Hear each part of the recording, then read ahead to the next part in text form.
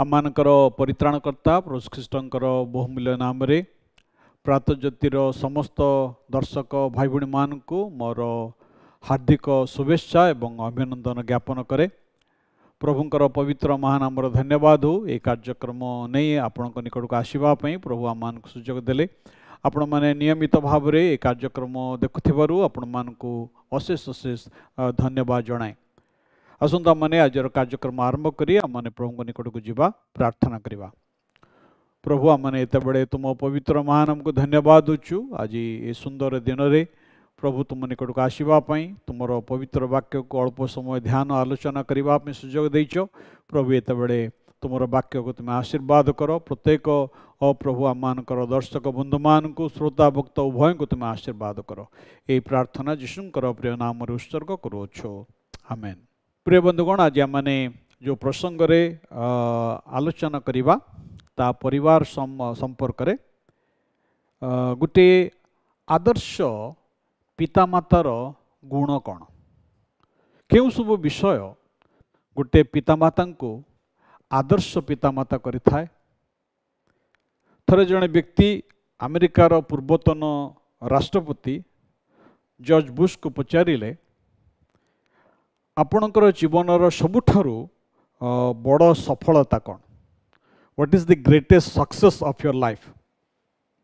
जो व्यक्ति तांकर साक्षात्कार नौथिले से भाविथिले हुए तो जॉर्ज बुश एक कथा कहिबे वर्ल्ड वॉर 2 रे से नेवी रो जड़े पायलट भाव रे तांकर दक्षता को से बखाणिबे, एक कथा हुए तो से भावुथिले। रोनाल्ड रेगन को समय रे 8 वर्ष धरी से वाइस प्रेसिडेंट रो दायित्व तुले थिले एवं चाइना रो एम्बेसडर भावे ऑपरेशन डेजर्ट नामक एक कार्यक्रम को से सफलतार सहित परिचालन करथिले। एक कथा से साक्षात्कार नेबा लोक भाबुथिले, किंतु जॉर्ज बुश कौन सी कथा कहले नहीं। समस्त मध्य कौन सी विषय को सफलता भावे से ग्रहण कले नहीं, मात्र से तांको एक कथा कहले जे मोर जीवनर सबुठारु बड़ सफलता होछि जे आज मध्य मोर पिला माने मते देखा करने को आसुअछंती।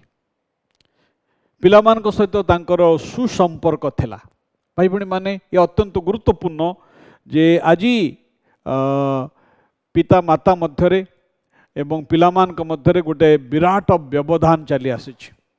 ता पाठ पढ़ार विषय हो कि चाकरी विषय हो कि आउ कौन से विषय हो जे पिता माता पिला मान मध्यरे अनेक सुसंपर्क नहीं। अनेक समय आमानकर पितामाता माने से माने मन करती आमे भावु जे आम पिला को जदि आमे भल खाइबा पे देबु, भल पिंधिबा को देबु, भल शिक्षागत योग्यता समान को देबु, भल स्कूल पाठ पढ़ेबु, भल कॉलेज रे पाठ पढ़ेबु, आ सेमाने समानकर जहा चाहिदा अछि पिला माने अनेक समय अनेक विषय पितामाता मान मागंती।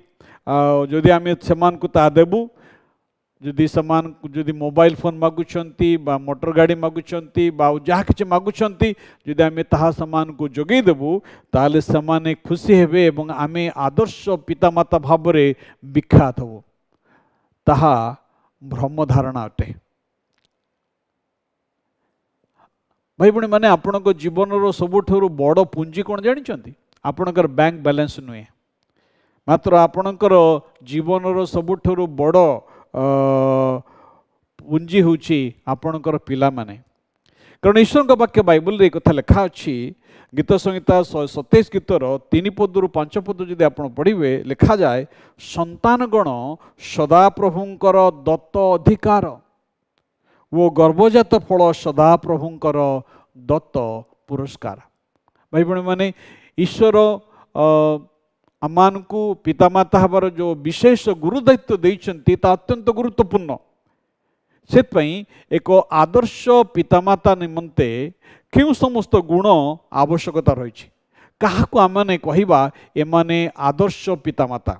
मुझे आपण मान को 3टी कथा कहिबी आ 3टी कथा अत्यंत गुरुत्वपूर्ण कथा।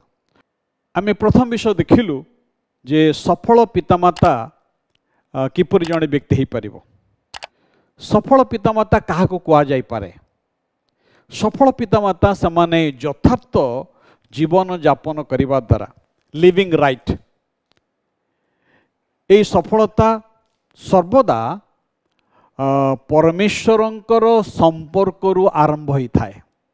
आपण पिलामानकु प्रभु ख्रीष्टंकर प्रतिमूर्ति रे जदि तैयारी करिकु चाहुछंती ताहले जे पर्यंत आपण निजे व्यक्तिगत भाव में प्रभु यीशु ख्रीष्ट को निज जीवन प्रभु एवं परित्राणकर्ता भाव जानी नाहंती आपण समान को तैयारी करि परिबे नै।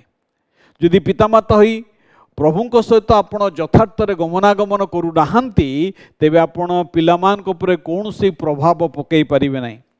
आपण पिलामान को से स्थान को नहीं परिबे जो स्थान को आपण निजे जाइछंती। तेणु पितामातांकर प्रथम दायित्व हैला प्रभु को भय करिबा, प्रभुंको चरण तले बसिबा, प्रभुंकर बसीभूत हवा, प्रभुंकर बाध्य हवा और ईश्वरंकर वाक्य को गुरुत्व दबा। द्वितीय रे आदर्श पितामाता बा गोटे सफल पितामाता यथार्थ रे प्रेमर जीवन यापन करिबा। प्रभु वाक्य लिखा अच्छी सदा प्रभु को समस्त अंतकरण समस्त प्राण और शक्ति दे प्रेम करवा। प्रथम कथा हम देखिलु लिविंग राइट, द्वितीय कथा देखिलु लिविंग लविंग राइट। द्वितीय विवरण तार 6 अध्याय 4 और 5 पद लिखा जाए, हे इस्राएल शुण सदा प्रभु आम परमेश्वर एकमात्र अटंती ए निमंते तुम्हें अपना समस्त अंतकरण और समस्त प्राण समस्त शक्ति सहित सदा प्रभु तुम परमेश्वर को प्रेम करिब।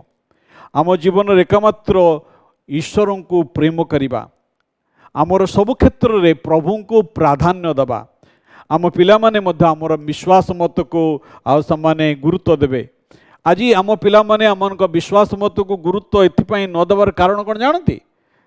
कारण आमे ख्रीष्टीय पितामाता भाव में जहा किछि आमने घोषणा करिथाउ ता सेमाने आमानक जीवन रे देखंती नै। तृतीय रे यथार्थ रे शिक्षा ग्रहण करिबा। जेतेबेले आमने प्रभुंकर वाक्य को शिक्षा करू, सफल पितामाता भाव में ईश्वरंकर वाक्यर गुरुत्व को आम को शिक्षा करिब कहब। कारण जेतेबेले माने ईश्वरंकर वाक्य को गुरुत्व दबा आ से समय आम पिला माने आम ठारू ता शिखिबे।